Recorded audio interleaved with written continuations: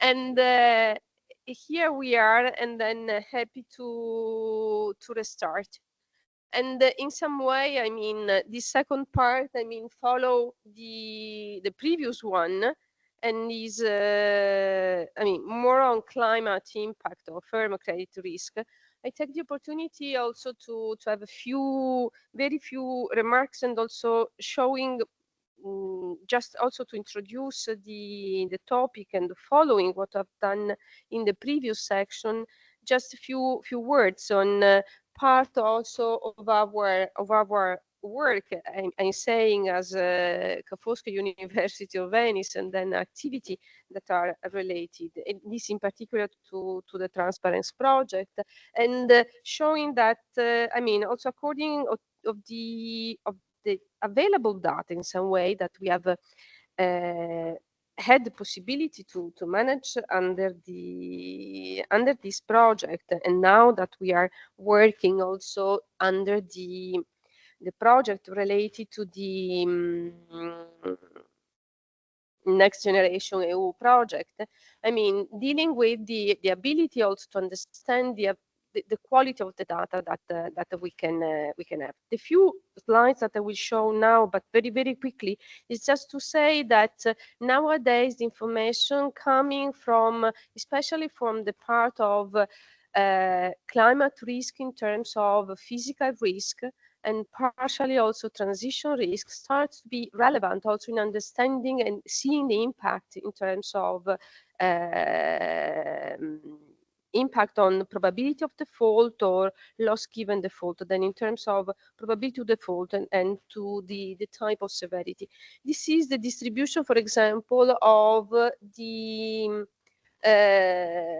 loans and their evaluation, more or less 300,000 of loans on 2023. And what you can see is the fact that, I mean, the relationship between credit policies and the ESG score. I mean, the distribution of the demand in terms of amount also of credit, I mean, does not really depend on the level of the ESG score that you see on the left. What happened is that the level of credit that is given, it is on the contrary high correlated with the level of the ESG score. Then meaning that nowadays it is more and more, I mean, in the process of allocation of the credit, this type of information is taken into account.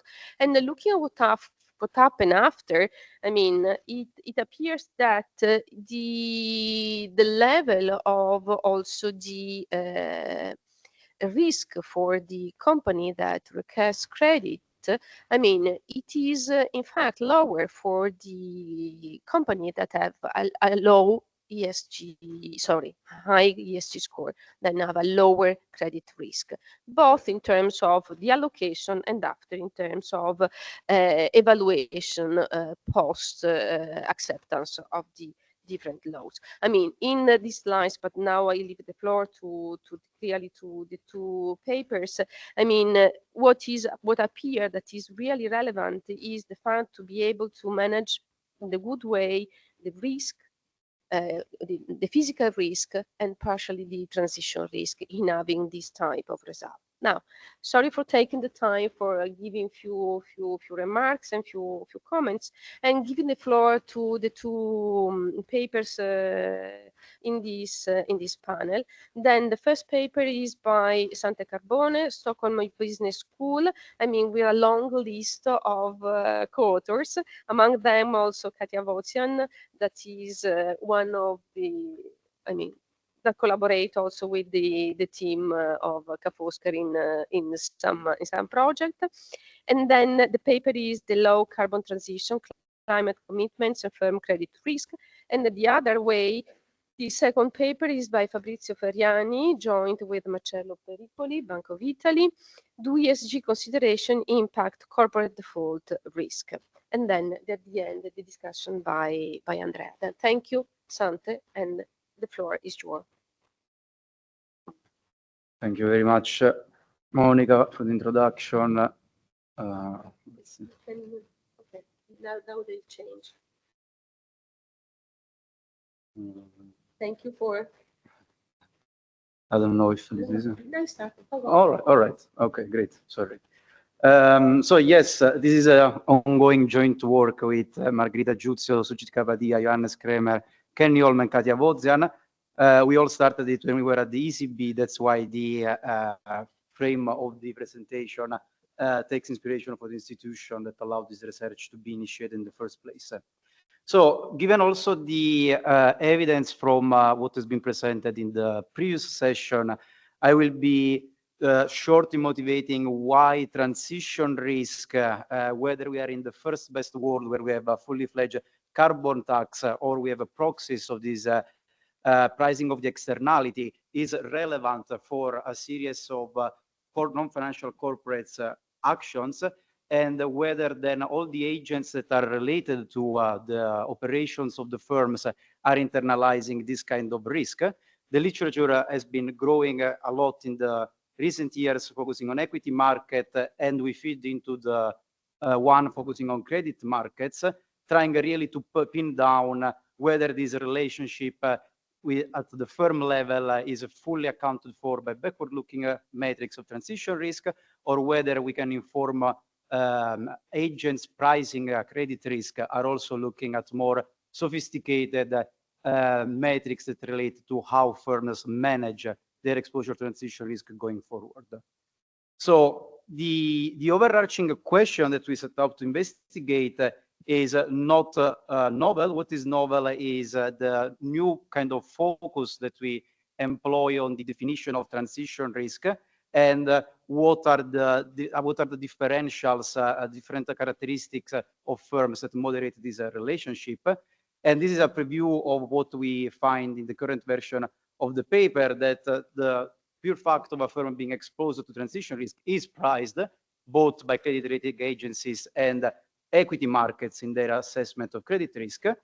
Any action of the firm to signal to investors their awareness to the problem, of which disclosing firms in a world where policy is not mandating this action has a moderating impact on this relationship. And last but not least, proactive management of transition risk, and we will define later how we measure this variable, seems also to have a really strong curbing effect with the relationship of credit risk and transition risk. Clearly, I don't have time to do justice to the wealth of papers that have analyzed this question in the literature. I want just to probably mention the paper of Sells and co-authors that, looking only within the subset of US firms, finds indeed a significant pricing of transition risk, both when you look at the ratings and bond yield spreads. What is really novel in this paper is to consider two metrics that are coming from different sources, markets and credit rating agency, in a unified econometric and methodological framework, and focusing then on these forward-looking aspects, conditional on the jurisdiction where the firms operate. That, as we have discussed before, it's really a key component of setting the tone for how severe transition risk will be for the operation of NFCs. In order to investigate the questions that I had on the previous slide, we construct a novel panel data set, including firms, the constituents of the S&P 500 and Stocks 600, so to have both the US and Europe represented in the panel. And in order to then populate for the variables that are relevant for our analysis, we combine different sources that I've listed here on the slide. And the schematics of what is our background thinking and somehow what is the some of the specification that we test out empirically is summarized in this slide. So we think about the exposure to transition risk as being the backward-looking, coming both for GHG emission levels and intensities, albeit the discussion of what the two are actually capturing, with the levels being the one most related to the policy actions that will materialize transition risk going forward. And then a set of controls that are taken from the literature of traditional determinants of credit risk that are used for the rating, with macro variables being employed for the distance to default part of our analysis. Yes, I don't think that I need to spend too much time on the definitions of the backward-looking measures of transition risk, which are the firm levels in tons of CO2 and the intensity scaled by revenues. What probably I want to make clear is that in order to capture this firm proactive commitment to reduce the transition risk going forward, we look at three variables from Refinitiv: whether the firm discloses a commitment that they are going to reduce their carbon emissions, and then how ambitious is this commitment in terms of the percentage that will be reduced and the year by which reduction will be achieved. Some stylized facts from the sample: we see categorizing intersiles at the firms that we have in analysis, that the share of firms that are both disclosing their emissions and reporting a commitment to cut those is increasing over time, which is good news. But even for the really high emitters, we are far from the full mandate. We don't have mandated the disclosure of these metrics, so we are not yet there, even for these large publicly listed corporates. When it comes to the how approach the question from an empirical setup, clearly there is a problem with both endogeneity when you look at the relationship between firm level credit risk and firm level transition risk, and then potentially of reverse causality when we will move towards the forward-looking components, namely the emission reduction commitment.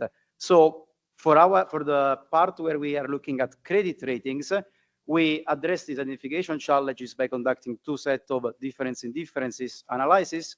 The first one is a static setup that also the literature, among others, Ilan and co-authors have been using with the Paris Agreement of 2015 being this exogenous shock to policymakers and public perception of transition risk. So we construct the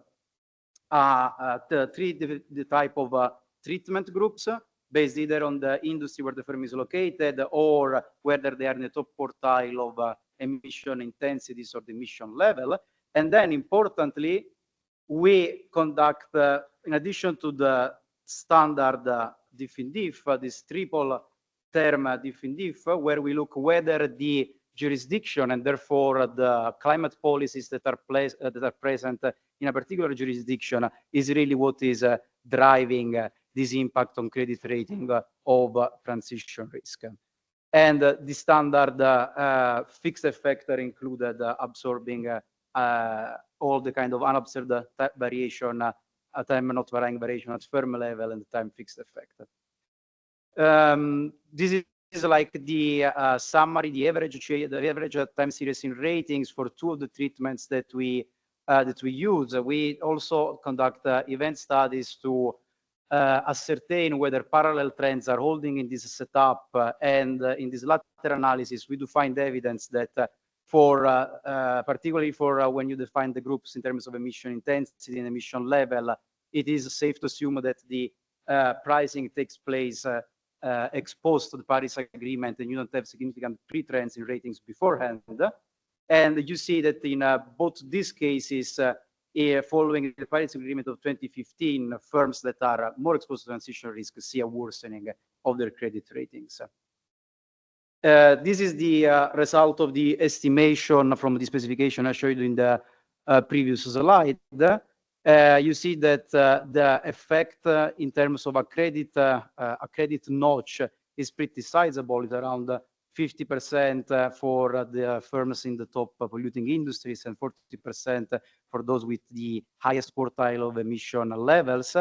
And this is for the subset of European firms that we conducted this estimation. And why the results are only found for Europe? Well, as we said, the climate policy in a jurisdiction is what's driving the pricing from markets and credit rating agencies. So when we conduct the triple interaction, you can see that it is only when we look at the firms headquartered in Europe where the ETS is in place and the policies are completely different from what we saw with the reversal of the Trump election that the negative impact is materialized. This was for our claim of a causal impact of backward-looking transition risk on credit risk. Moving to the forward-looking component, we deal a problem with our panel, namely that firms are reporting commitments at different points in time. I will not go through what are the econometrics implication of this staggered setup, but the bottom line is that there is this kind of novel reference that allows you to estimate causal effects that rule out potential reverse causality in a setup where your treatment, being whether the firm is disclosing a reduction commitment or not, takes place at different point in times, and the effect might be heterogeneous along this dimension. A caveat that we are currently thinking about is that the number of firms that switch from not reporting to reporting a target, European firms, is only 30 out of 214. So you are finding the effect only for a subset of all the firms that are located in either of the two jurisdictions. And with this setup, you can estimate, then you can assure whether you have a parallel trend. You are comparing really firms that are not different along any other dimension except for this disclosure of the emission target prior to when that happens. And we have conducted some kind of placebo effect to ascertain this aspect. And once you then employ the estimator suggested by the paper I had on previous slide, you find a sizable effect that at the moment where the firms report a reduction target, the rating seems to improve by 43% of a credit notch. And this is only valid again for firms domiciled in Europe. Given the causal results that make us more confident about the identification strategy that we employ, we then test in a traditional panel setup the relationships both for credit rating and distance to default on our research questions of whether these metrics of firm level management of transition risk are something important. And we do find that that seems to be the case. Interestingly, in the panel estimation, we do find there a positive impact on both measures, also from the proactive action of firms of reporting their emissions, which is in the top line in this output table. However, we are not able to fully claim that the effect is causal, as we are not able to find it when employing the other econometric approaches that I was showing you before. For targets, so the point estimates are also really in line with what we had in the heterogeneous difference in differences. So this is a sizable effect for firms that are reporting this commitment to reduce emissions. And this is true both whether you look at whether you include then as backward-looking measures, the intensities or the levels as we have here. Finally, on a subset of firms, it is possible also to investigate whether the more ambitious firms, in terms of how much they want to cut their emissions and by when they want to achieve that, are priced differently in credit markets, can be performed. And here we find that ambitiousness goes in the direction that we will expect a priori. So the more share of your emissions you want to cut, the better that metric is for your credit assessment. And also the shorter time frame you plan to conduct this reduction on is priced in a significant way in credit risk. Finally, to give some sense of economic magnitude relative to what we know are the traditional determinants of credit risk, we use the point estimates from the panel estimations that we have in our fully saturated model with both the backward and forward-looking transition risk metrics. And we find that particularly for the target and the disclosure, the binary change from not reporting either of the variable to reporting them is in an order of magnitude that is comparable to a 1 standard deviation change in leverage. So the economic impacts seems to be something that we need to be recognized in this setup. Yes, to wrap up, at this stage, we set up with the idea of seeing whether the two sources of credit risk metrics were pricing transition risk for firms located in countries where climate policies are really heterogeneous. And we were able to document that, yes, there seems to be pricing going on. Really, fundamentally, the whole analysis highlights that it has to be conditioned on how ambitious your country is in tackling climate change for this relationship to be materially priced in the firms operating in that country. And that forward-looking metrics, meaning that the firms being aware of the problem and taking concrete actions to address it, are something that it is priced in a moderating way in this relationship. And then in another set of tests that we have not included in this slide deck, we also have the comforting evidence that once the firms report a willingness to cut emissions, they are actually engaging in that behavior in a different and more strong way compared to non-reporting firms in our sample. So yes, I think that was all on my side. Thanks.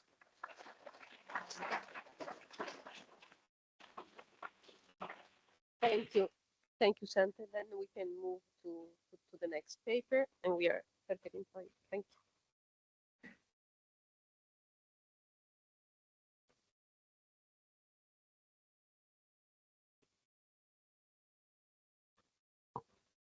Okay, so thank you to the organizer, sorry, for introducing, including our paper in the program. Before starting, let me underline that the usual disclaimer applies, and this is a joint work with Marcello Pericoli. Thank you also to Monica for introduction, because as we will see, some of the evidence is very consistent with what we show, so at least we don't have any type of inconsistency within the session.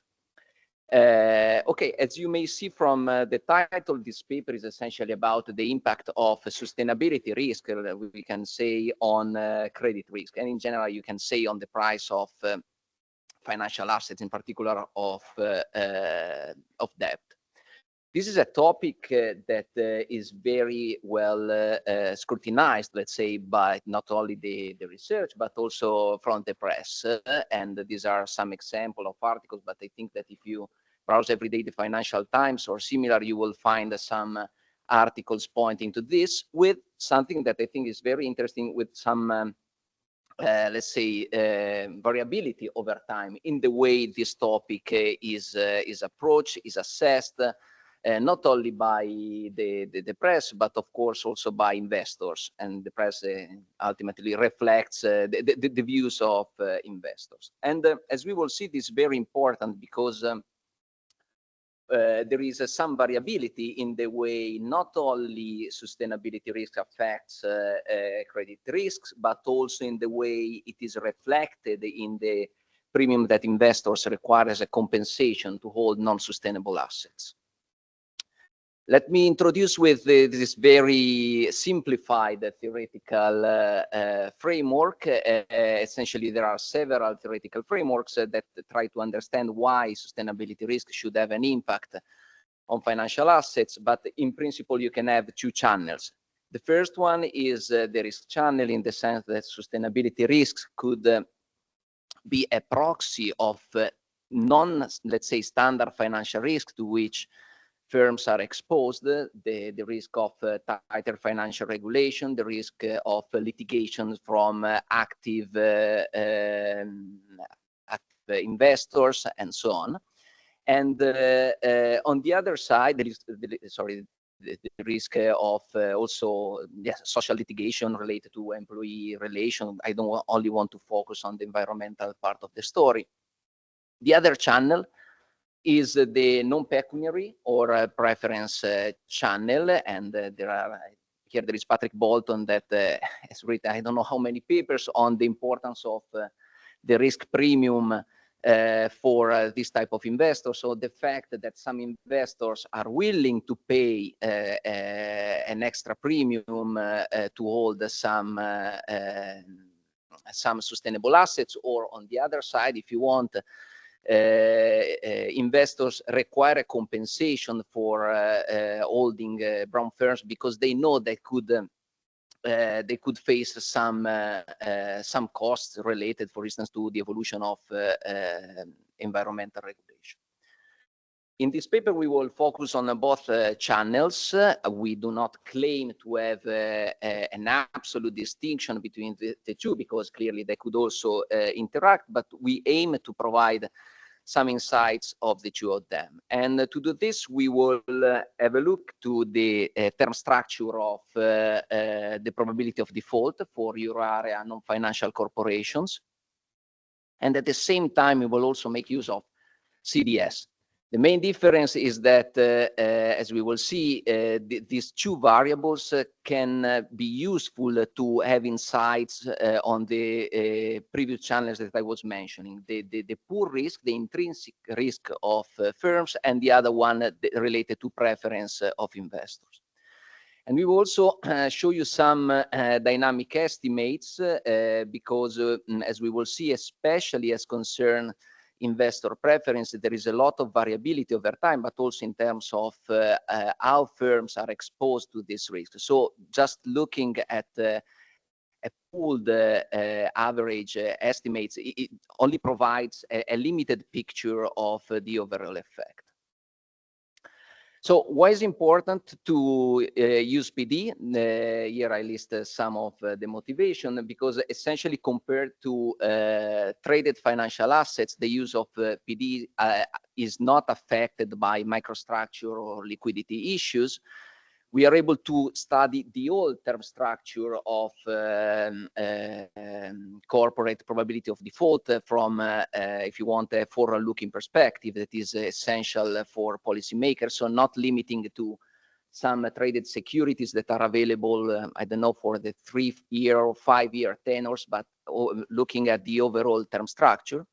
And what is most important for the first part of the analysis is that essentially they provide information on the objective, on the physical risk distribution. So they provide an information on the intrinsic creditworthiness of firms that is purged out of a risk premium component.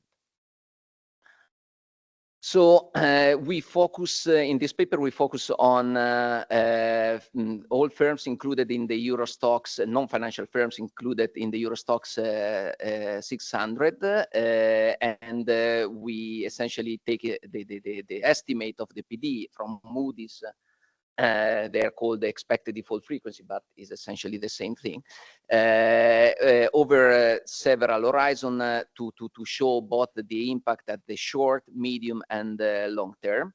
If please, the colleagues could just click on the slope, thank you. This just to give you an idea of the slope compared to the first to 1 year horizon. As you may see, the slope is always positive, but what I think is interesting to show, there are two downward quite huge movements in correspondence of the COVID-19 and the energy crisis for Europe, because of course in that case the focus is on the liquidity issue. So there is some pressure on the long-term horizons and an increase in the short term. This explains this abrupt movements, if you want, in the slope. If you could turn back. Thank you. And we will proxy ESG ratings using Refinitiv, essentially because of coverage, but as Monica can teach us, we will use several robustness because we know that there is an issue, the disagreement between the scores, combining information not only backward, but also forward looking on the measure of financial strength of firms. And just to give you, if you can click on NL, please. What is important to look at the dynamic estimates. This is an index that you extract from the transcript calls of firms that provides information on how these topics evolve over time. Of course, there was a boost after the COVID pandemic. Now there is a decreasing pattern, probably starting from November 2024, we could have an even bigger downward slope. We will see. But just to show that there is a lot of variation in how firms perceive these topics. Okay, can we go back?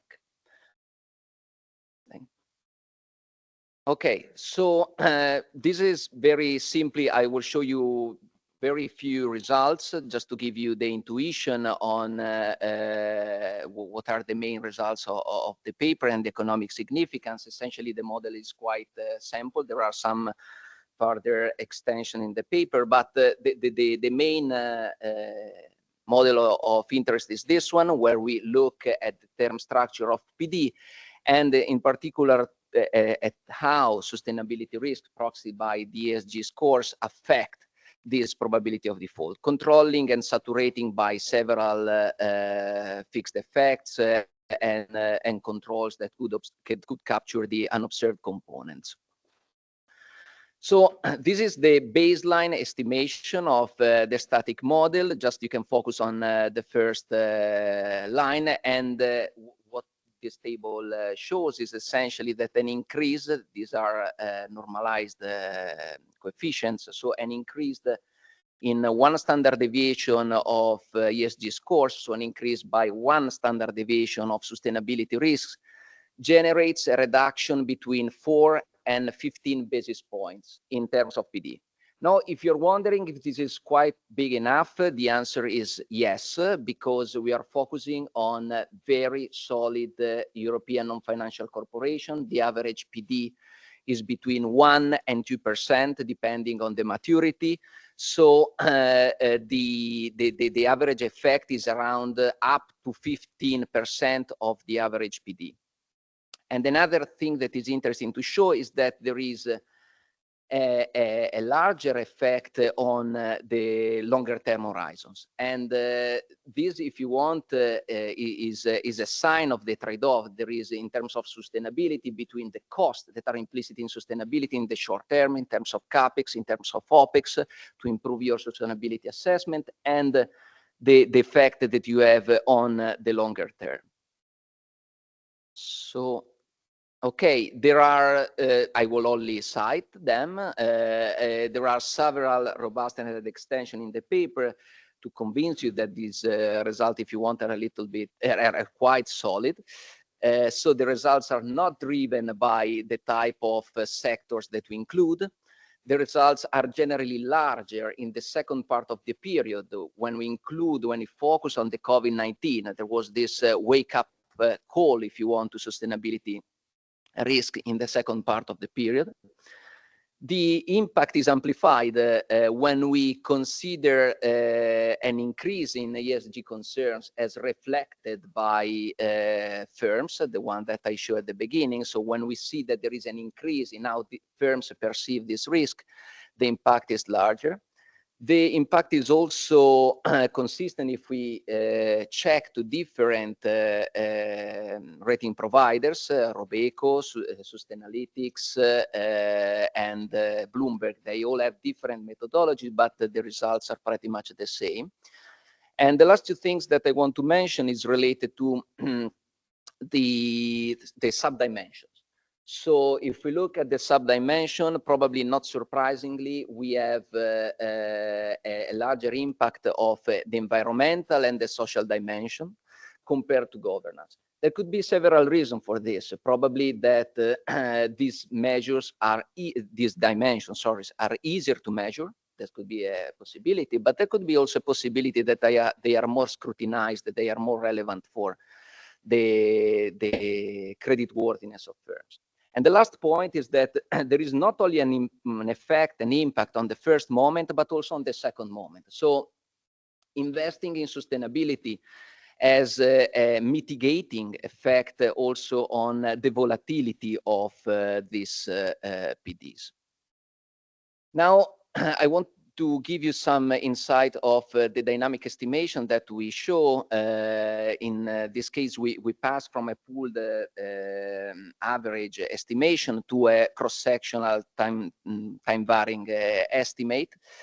And here you see how the sensitivity to sustainability risk evolves over time for the 1-year horizon and the 3-year horizon, and in the next slide for the 5-year and the 10-year horizon. So what we see is that on average, the impact is negative, is in absolute terms, is larger for longer horizon, consistent with the previous case. But what is interesting is that there is a clear downward trend with an impact that in absolute terms is increasing, especially after the Paris Agreement. So if you want, probably this is definitely the main driver, the risk of higher environmental risks.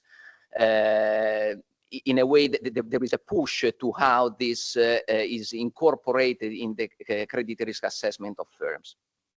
I want to show you that if you focus, there are two very small, very small and temporary blips for the COVID-19 and the energy crisis.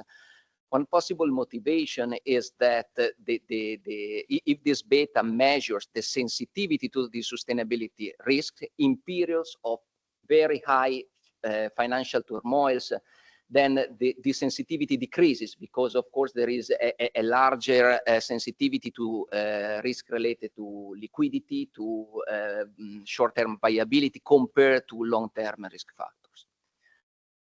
Now I move to the last part where we focus on the risk premia. As I said, we would try to provide some insight on the two channels, and to do this we focus on the CDS.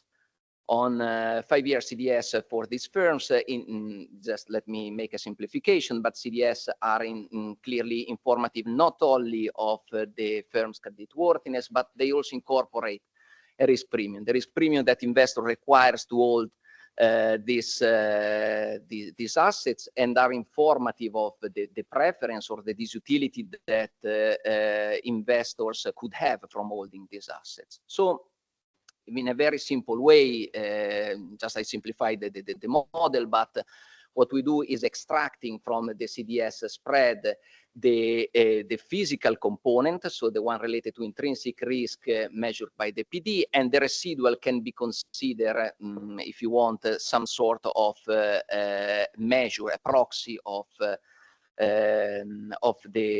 risk. And now, if you look how this risk premium responds to sustainability, to sustainability risks, you see that the picture is different compared to the previous one. There is the variation is much higher, much stable. We cannot observe a clear-cut negative trend.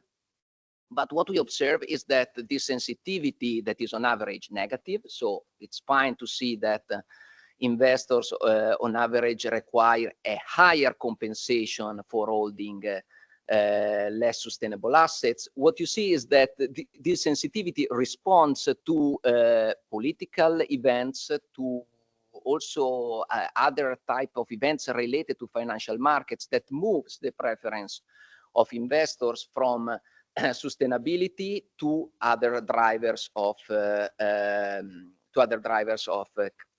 creditworthiness. So I will conclude. Okay, sorry. I will conclude. We analyze the two channels through which ESG and sustainability risk in general affect firms' viability, and we provide evidence that both channels, if you want, are active in the sense that sustainability risk not only affect firms' creditworthiness, but also the way that investors deal with sustainability risk. And this is reflected in a very volatile compensation that they require over time, reflecting not only, as I said, a political and a policy evolution, but also their attitude towards these topics. And thank you.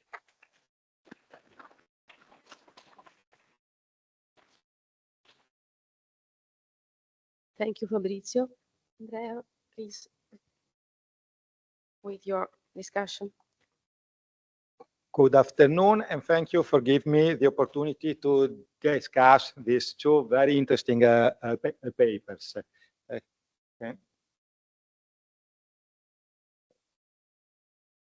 Thank you. In this session,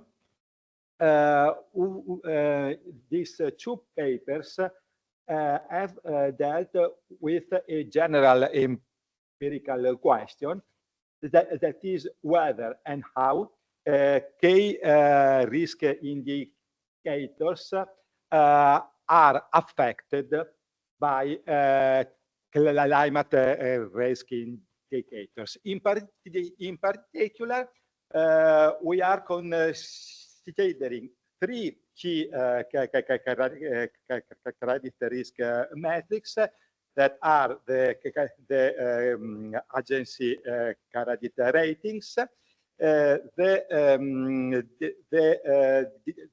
distance to default is estimated on the equity prices, and then the traditional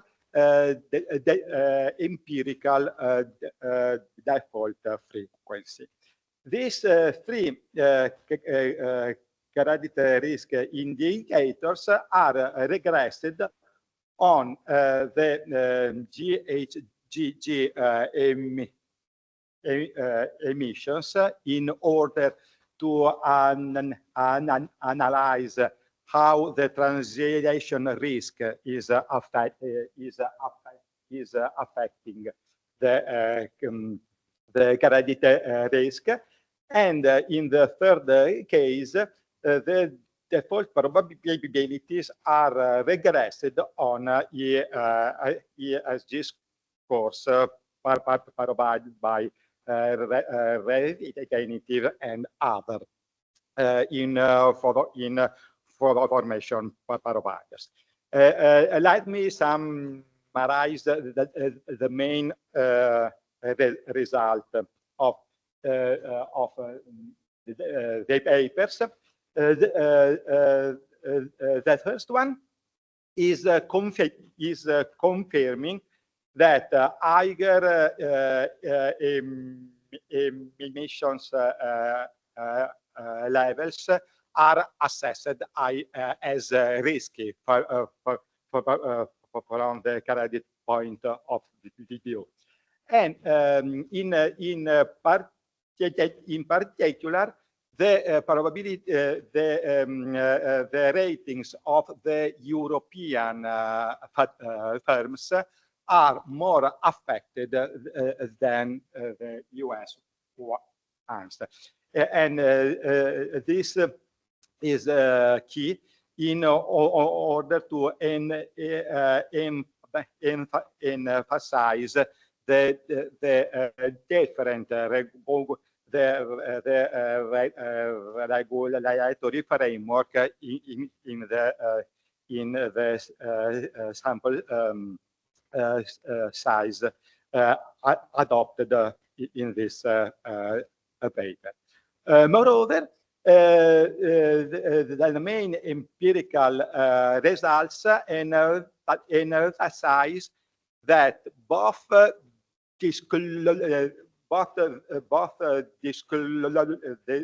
emission disclosure and the definition of emission reduction play a role.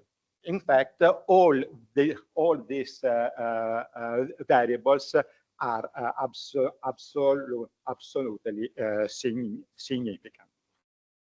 Moving on, the main result of the second paper, you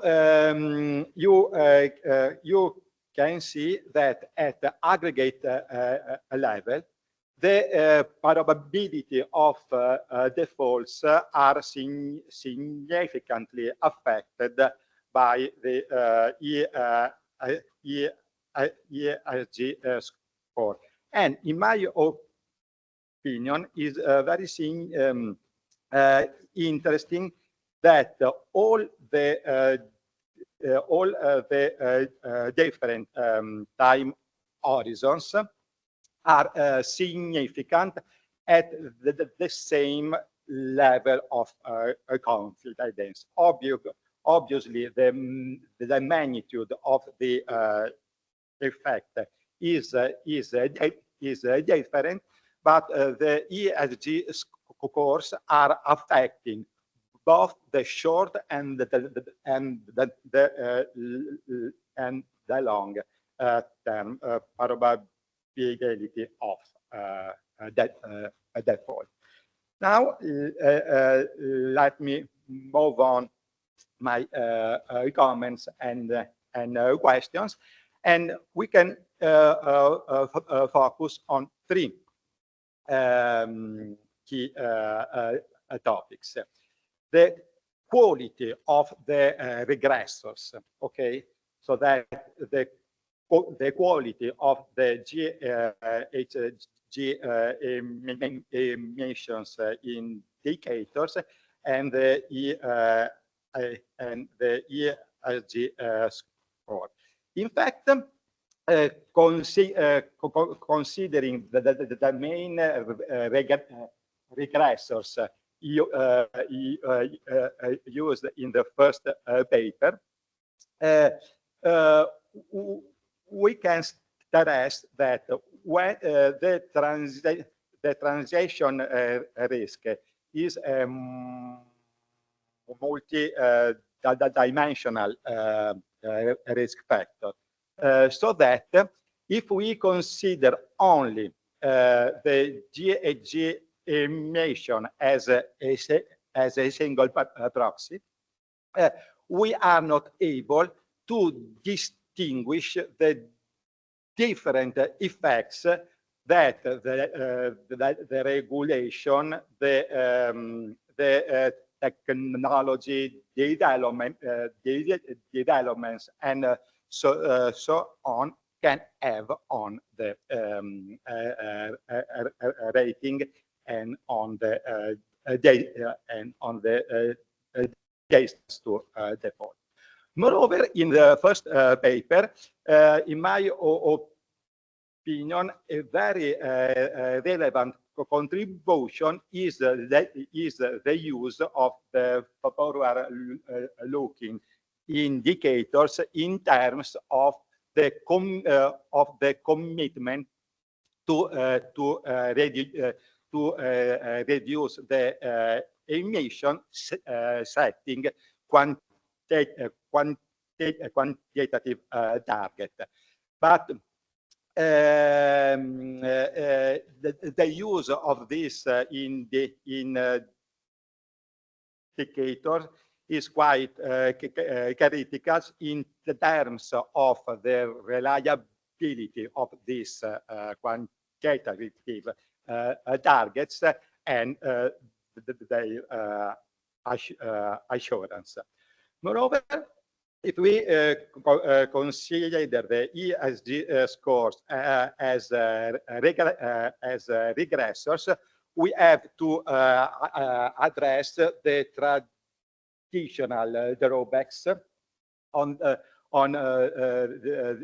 these indicators, in particular to support every decision-making process. This empirical relationship holds at the aggregate level, but we don't know how to use from a decision-making point of view, this kind of empirical relationship, mainly because we don't know what is the meaning of this score. A last question about the time horizon. That is key to support all the credit decision. In particular, if we consider the agency ratings, we have to stress that this indicator is through the cycle, so that is related to a long run assessment of credit risk. Instead, the distance to default is related to shorter time horizon, so that the empirical relationships estimated in the paper have to be interpreted in a very different way from the interpretation point of view. And in order to conclude, on the second paper, my question is is it possible to adopt some sub scores provided by the information provider in order to distinguish the short-term effect and the long-run effect, as I have underlined. Also, the 1 year AD is significantly affected by this ESG score. Thank you. Thank you. Thank you, Andrea. Before moving to the reaction to the two presenters, if there are one question from the public that we can have, and then close with the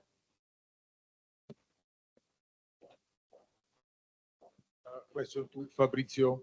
Maybe you mentioned this, but may have escaped me. The issue is whether your sample includes more jurisdictions than the Eurozone or the EU, so that there could be a comparison with the result by Sante.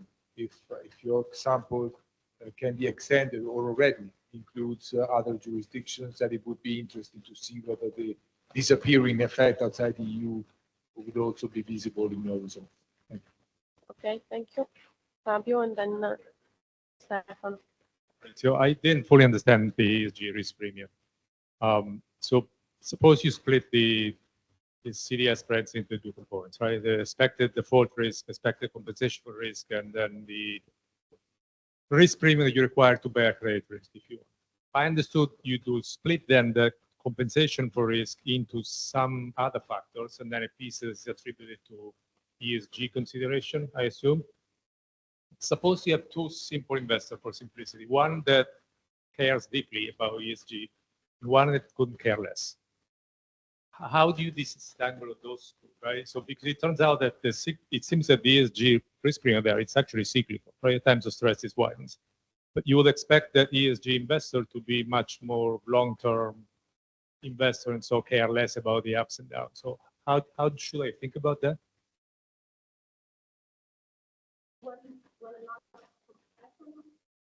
Yeah, one last from Stefano, and then we can. I'll be quick. Stefano Battistoni, University of Venice. For question for Sante, have you looked also at balance sheet indicators of credit risk? Because you looked at credit ratings, and we know that when something goes wrong, then they say, "Oh, they were just opinions." Then you look at the market implied distance to default, which of course is interesting, but at the same time, it may reflect not what is happening at the balance sheet level. Okay, thank you. I think we can, Sante, start you or? So many thanks, Andrea and Stefano, for the question. Let me actually pick up on the one that I just get.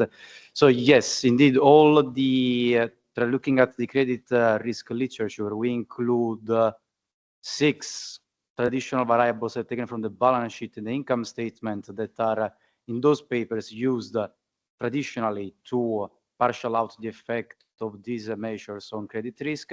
And then I reported only the coefficients for the transition risk metric, because that's the interest that we have in our paper. But in all of the specifications, both on ratings and distance to default, these firm level, time varying credit risk measures are there as controls. So that one, yeah.